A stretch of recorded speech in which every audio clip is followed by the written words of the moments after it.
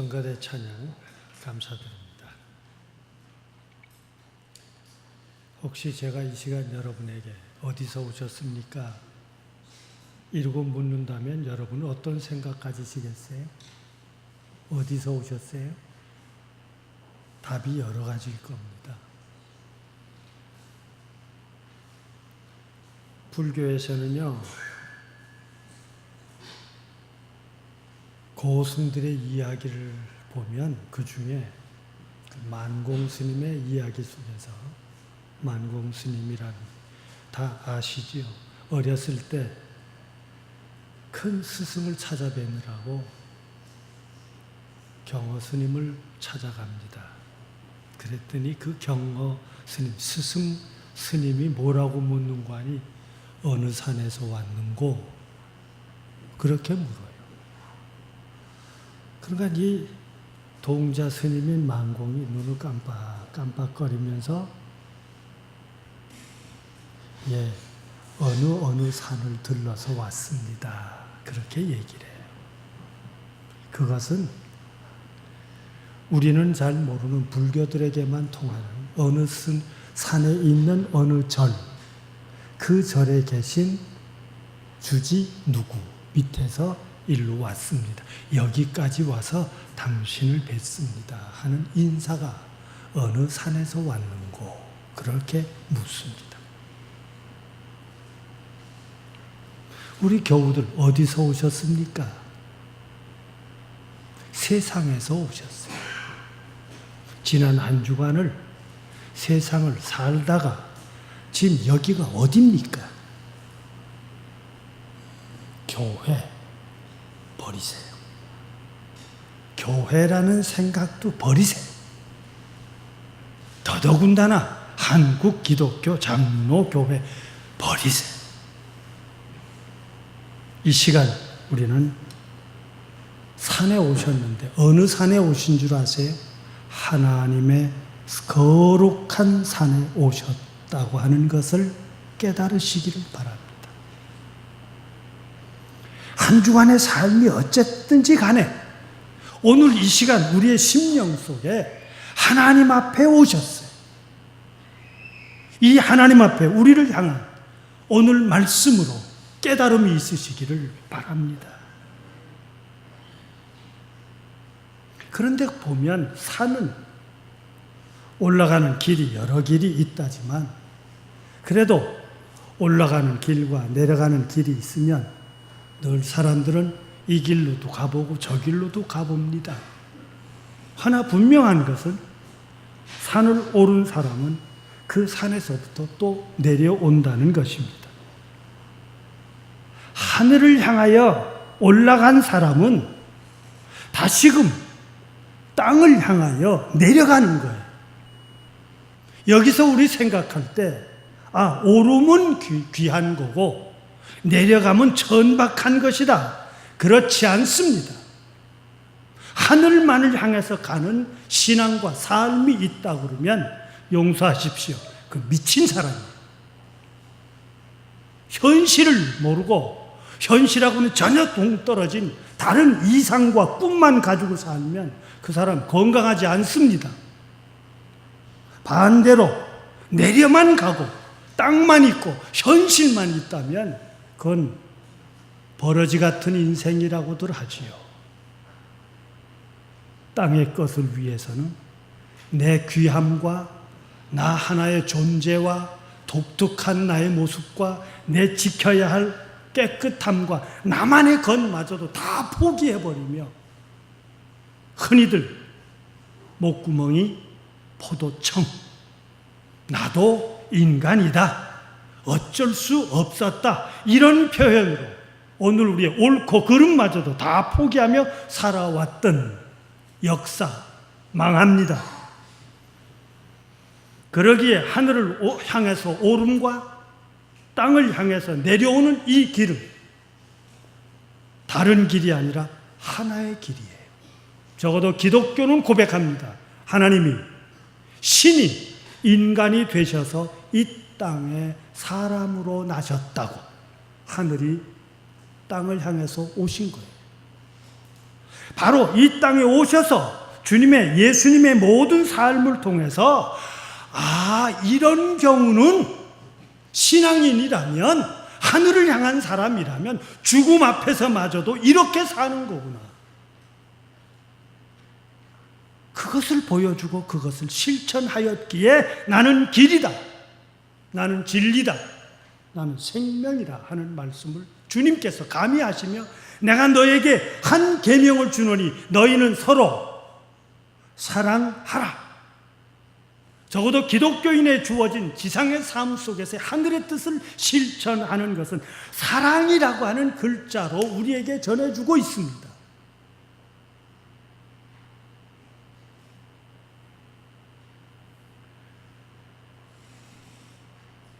그러기에 이 시간은 지난 한 주간의 각자의 생활을 살다가 주의 몸된 교회를 향해 예배 드리기 위해 모인 우리는 하나님을 만나시기 위해 세상에서부터 거룩한 성산에 올라오셨습니다.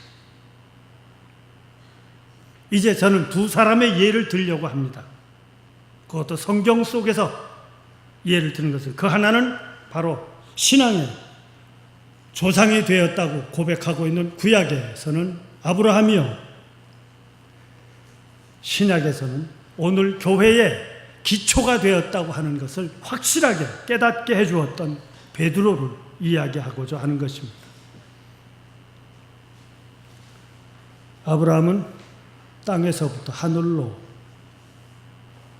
올라간 사람인데, 오늘 창세기 22장에서 잘 살고 있는 아브라함, 복받고 자기 생을 즐기고 있는 아브라함, 그것도 자식이 없다가 하늘이 주신 그 자식과 더불어 정말 행복하게 편안하게 살고 있던 어느 날 하나님께서 그 자식을 데리고 나한테 와서 제물로 바쳐라, 그렇게 말합니다. 그 자식이 어떤 자식입니까? 65세에 자기 고향을 떠나고 한 사람이 세상에 태어나서 그 자손도 없이 세상을 살다 죽는다는 것에 대한 안타까움과 갈망을 가지고 있던 아브라함에게 하늘은 말합니다. 내가 너한테는 불가능하지만 자식을 주며 너를 통해서 나라를 이루게 하마. 이 꿈 가지고 시작하며 야훼 하나님과 더불어 이 꿈을 실천하자 하는 신국, 하늘이 내 모든 삶을 주장하고 하늘로부터 허락받은 삶을 살겠다고 첫 발을 내디뎠던 아브라함에게 100세에 돼서야 비로소 아들을 얻는데, 그 과정 속에 어떻습니까? 하나님 주신다던 자식은 아직도 나를 통해서 태어나지 않았으니 내 집에서 자라고 있는 내가 데려다가 키운 종 에베네셀로 내 후계자를 삼겠습니다. 하늘은 아니, 내 씨여만 된다. 얼마나 요구했으면 부인 사라가 자기의 몸종을 부인으로, 두 번째 부인으로 아브라함에게 주어서 그에게 자식을 얻습니다. 그게 바로 이스마엘이에요. 그러나 그도 아니라고 합니다. 중요한 것은 하늘이 준 것, 인간이 내가 노력하고 내 방법에 의하고 내 지혜와 내 결단에 의한 것이 아니라, 신앙인의 놀라운 사실은 하나님께서 주시는 그 삶을 내가 어떻게 받아들이며 살아가느냐 하는, 내가 하늘을 조종하거나 내가 하늘에게 요구하는 것이 아니라 우리에게 주신 바 하늘의 것을 가지고 내가 살아가는 삶에 대한 결정권을 비로소 내 것이라고 생각하는 것이 신앙인의 삶이었어요. 성서는 감히 말합니다. 손님을 대접했는데 하늘을 대접했다고. 땅이에요. 그 땅에서 하늘을 만나는 겁니다. 다른 데서가 아니에요. 교회 생활이 다르고 교회 바깥의 생활이 다르고, 내가 하늘을 향하여 기도하며 찬송을 부르는 그 순간에 나와 내가 직장과 일터에서 땀을 흘리며 흐트러진 모습으로 살아가는 것이 전혀 다른 내가 아니라 그것이 곧 예배입니다. 신앙인은 그것이 하나가 되지 않으면 예배가 될 수가 없습니다. 손님을 대접했더니 그 손님이 내 자식이 다음 해에 있을 것이라고 축복합니다. 하늘을 대접한 것이었어요. 그런데 그 자식을 하늘이 요구합니다. 나한테 제물로 바치라고. 그래서 하늘이 지정한 그 산 모리아 산으로 갑니다. 성서를 가만히 보세요. 모리아 산은 이방인의 땅이고 지금 아브라함은 피난민의 생활이에요. 제 땅도 아니에요. 남의 땅이지. 제 산도 아니에요. 남의 산으로 올라갑니다. 근데 그 산에 오를 때 우리가 너무나도 잘 아는 것처럼 자식을 사흘길을 가서 자식과 함께 하인에게는 야 말과 더불어 넌 아래서 기다려라. 나는 이삭과 더불어 올라가마. 가는 동안에 이삭이 묻지 않습니까? 아버지 여기 불도 있고 이게 나무도 있고 칼도 여기 다 있는데 양은 제물로 바친다며 하나님 앞에 예배 드린다며. 그렇지. 제사 드리면 제물이 있어야 되지 않겠습니까?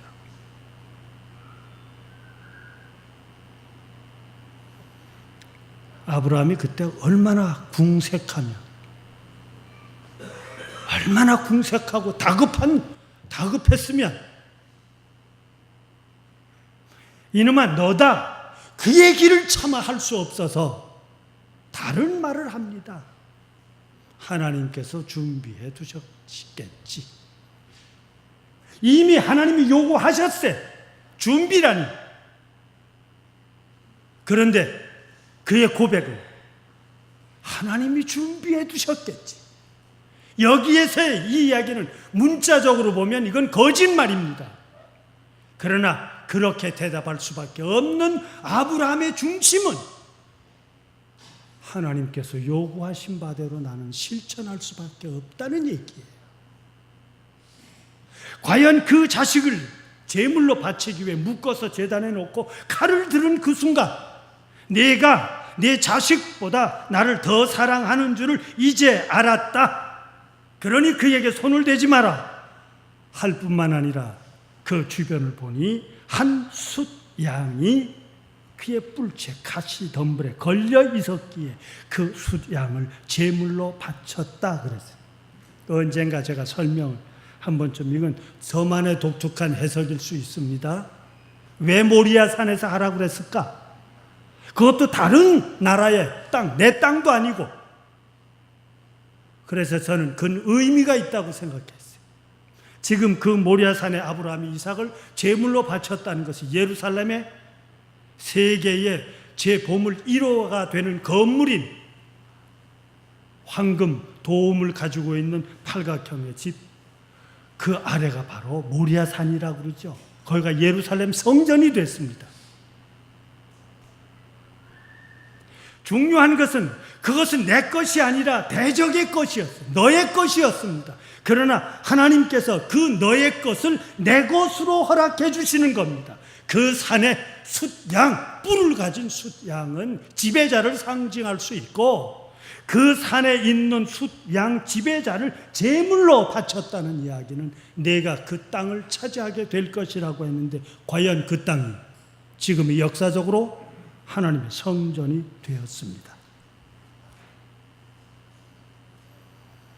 중요한 것은 하나님께서 오늘 우리에게 이 세상을 살게 해주시고는 우리가 선택해서 이 세상을 난 것은 분명히 아님에도 불구하고 세상을 사는 오늘 우리들 앞에 하늘이 수없이 많은 것을 요구하고 계십니다. 교회 생활하느라고 얼마나 부담스럽습니까? 저 역시 성직을 수행하느라고, 소위 목사질 하느라고 한평생을 살며 제 가만히, 요즘에 이제 세상에 정돈하느라고 돌이켜보면 제 스스로가 얼마나 기특한지요. 참 잘도 견뎠다. 하늘의 요구, 수많은 요구들 앞에서 교회 가면 이렇게 하랍니다. 이런 걸 하자고 그럽니다. 그래서 때로는 내 모든 것을 나 스스로도 어렵고 바쁨에도 불구하고 그 모든 것에 참여하지 않으면 그것이 하늘 앞에 모든 잘못 살아간 것처럼 생각하는데 그렇지 않습니다. 내가 반듯하게 사는 그것마저도 하늘의 뜻인 줄로 아십시오.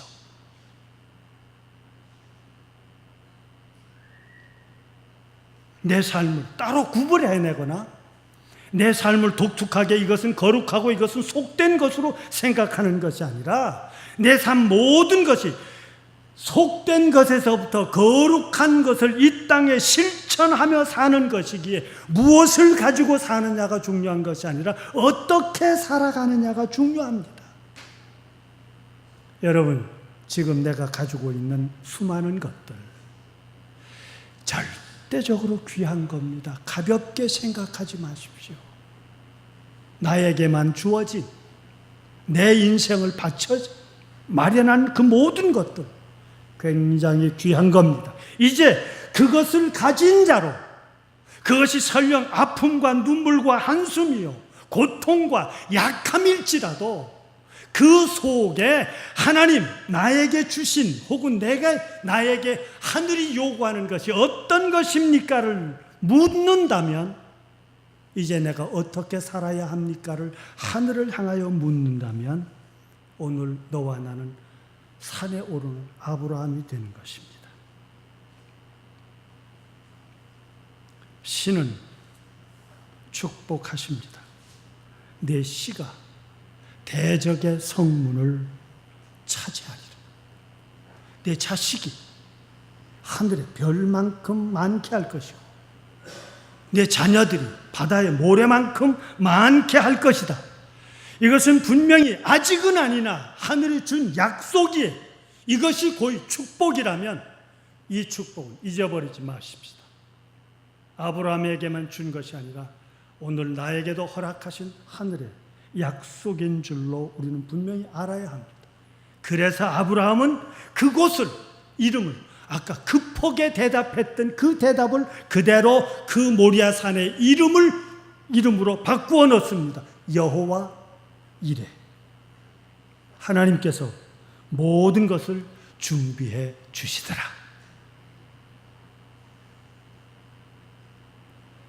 내가 한 것 아니에요. 나는 하늘이 요구하는 그것을 거부하지 않는 사람으로 살았습니다. 이 신앙인으로 살아간다고 하는 그 하나만으로 하나님의 말씀대로 순종하는 자로 살아가다고 결정 내린 그것 위에 하늘은 나에게 모든 것을 준비해 주시더라. 그러기에 분명히 기억하십시다. 지금 나의 나됨도 하나님께서 요구하시는 뜻하신 바가 있어서 예비해 주신 것이라고. 그래서 묻는 거예요. 어떻게 살까? 산 아래는 수많은 생존 경쟁이 있습니다. 산 아래의 삶은 내 소유한 것이 내 능력이고 그 소유가 작은 것이 능력의 약함이요. 내 그 모든 것에 보다 건강하지 못하고 보다 높고 넓지 못하면 그것은 약자로서 밀려가는 자로 생각하기 쉽습니다. 그러나 신앙인의 눈은 비록 내가 약자의 자리에 밀려나 있을지라도 지금은 내가 가진 바가 없을지라도 내 자손이 하늘의 별처럼 그들을 통하여 내 대적에 지금은 강한 지금은 큰 그 대적의 성읍을 차지하게 될 것이라고 하는 신앙의 나라, 신앙의 백성, 신앙의 삶을 이루어가는 것이 우리의 꿈이에요. 신앙인 너와 나는 세상의 것에 매여서만 사는 것이 아니라 비록 이 세상의 것에 매여 있을지라도 우리의 가슴 저 깊은 곳에는 하늘이 주신 약속의 삶이 있습니다. 회개하라. 천국이 가까이 왔다. 천국이 내 안에 있다. 주님의 약속이 바로 그것입니다. 기독교인에게 주어진 하늘의 약속, 예수님께서 오늘 우리에게 거듭거듭 가르쳐 주시고 요구하신 것은 내 말씀을 듣고 행하는 자는 영생을 얻으리라 하셨던 것처럼, 아브라함은 이미 구약의 시작으로부터 땅에서부터 세상에서부터 그 허물로부터 빈손으로부터 산을 오르는 하나님의 순종의 삶을 살았다면 오늘 베드로의 이야기로 끝을 맺겠습니다. 베드로는 예수님과 함께 오늘 산을 오릅니다. 그런데 그 산에서 놀라운 체험을 하는 겁니다. 다볼산이라고 하죠. 그리 높지 않은 산입니다. 그런데 예수님과 함께 그 산에 베드로, 야고보, 요한 12제자 가운데서 늘 예수님을 가깝게 모셨던 세 사람과 함께 이 다볼산에 올라가는데, 성경에서는 보면 두 가지의 모습으로 되어 있어요. 앞에 가다가 갑자기 어느 순간인가 우리가 모르는 선을 싹 넘으면서 전혀 다른 모습으로 바뀐 것으로 기록되고 있고, 마태복음에, 누가복음에서는 그 산에서 예수님께서 기도하시고 계시는 동안 변하신 것으로 기록되어 있어요. 앞에서 가시다가 싹 바뀐 건 뭔가 쫙 봐라 임마, 내가 이렇지 하고 마치 당신의 변화의 모습을 과시하는 것처럼도 볼 수 있겠고, 그러나 누가복음은 오늘 우리에게 가르쳐 주고자 하는 것은 누구든지 무릎을 꿇고 자기의 삶을 하늘 앞에 내놓고 하늘과 더불어 대화를 나눈 기도의 순간에 모든 자가 바뀌어진다고 하는 것을 예수님이 보인 것처럼 우리에게 또 하나의 가르침을 주고 있습니다만, 어찌했건 예수님은 변하셨습니다. 그 변화의 모습을 글로 표현하기를 얼굴이 해같이 빛나며 옷이 빛같이 휘어졌더라, 그렇게 표현해요.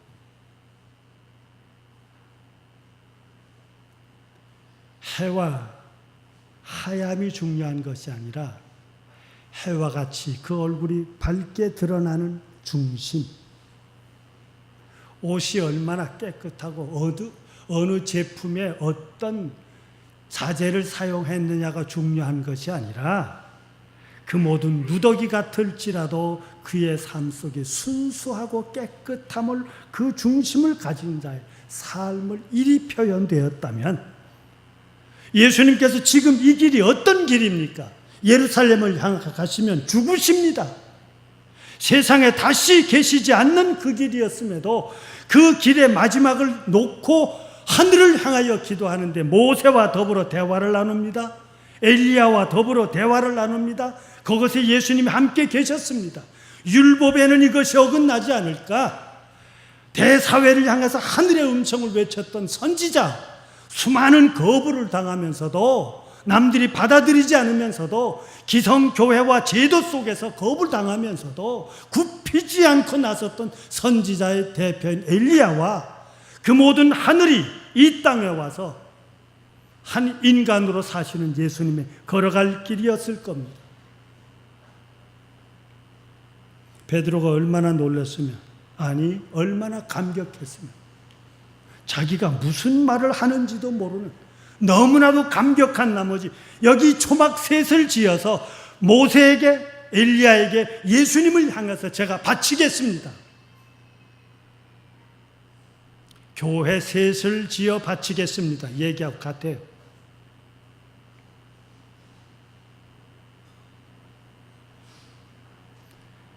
이렇게 다짐하고 있는 베드로와 그 제자들을 향해서 구름이 가득 채워지더니 구름 속에서 내 사랑하는 아들, 내 기뻐하는 자가 너에게 말하면 너희는 그의 말을 들으라 하고 정신을 차리고 보니까 아무도 없고 예수님만 계시더라, 이렇게 기록하고 있어요. 결국 성서에서는 오늘 우리를 향한 예수님의 말씀에 순종하는 것, 그 말씀이 들음이 하늘을 말씀을 들으며 그 말씀을 받아들임이 하늘을 받아들이며 예수님께서 하라 하신 대로 실천하는 것이 하나님의 요구대로 사는 것임을 우리에게 가르쳐주고 있습니다. 그 거룩한 산으로부터 더 머물러 있고 그 감격과 그 즐거움과 그 신비 속에 머물러 있지 않고 예수님은 산 아래를 내려옵니다. 마태복음 16장을 계속 내려가 보면 그때 그 산 아래에서는 귀신에 들려 들은 아들을 고치기를 원하는 아버지가 제자들에게 요구했으나 제자들은 고치지 못했어요. 어쩌면 오늘 우리의 교회 모습일 겁니다. 어쩌면 세상을 사는 다음 세대의 꿈을 이루어야 할 그 아들, 우리 민족의 다음 세대, 우리 교회의 다음 세대, 내 다음 세대를 이끌어 가야 할 그 자식이 병들었어요. 아무 때나 자빠지고 아무 자리나 쳐박고 부모로서는 안타까울 수밖에 없음에도 불구하고 하나에 매달려서 모든 것을 내버리고 자기가 무엇을 해야 하는지 자기의 역할도 잊어버리고 있는 그 아들, 제자단이 고칠 수가 없었습니다. 어쩌면 우리의 교회들이 그래. 어쩌면 이 시간까지 한평생 적어도 신앙을 위해서 살아왔다는, 그 성직을 수행하며 살아왔다는 내 스스로가 나 한 사람의 삶을 보면서도 이 시간까지 이리 이 모양으로 살면서도 이것을 제가 설교 초두에 얘기한 것처럼 참 대견하게 생각하는 세상. 우리는 왜 못합니까? 이 질문에 예수님은 분명하게 말씀합니다. 믿음이 없어서. 작은 겨자씨만한 믿음이 있어서 산을 바다에 빠지라 한들 그대로 이루어질 것이다. 내가 언제까지 너희와 함께 있어야 되겠느냐고 하셨던 주님은 그 아버지에게 나를 구원해 달라고 해라, 나를 도와달라고 해라, 내 믿음으로 요구해라. 예, 저를 도와주십시오. 제 약함, 제 부끄러움을 도와주십시오. 그 아들은 회복했습니다.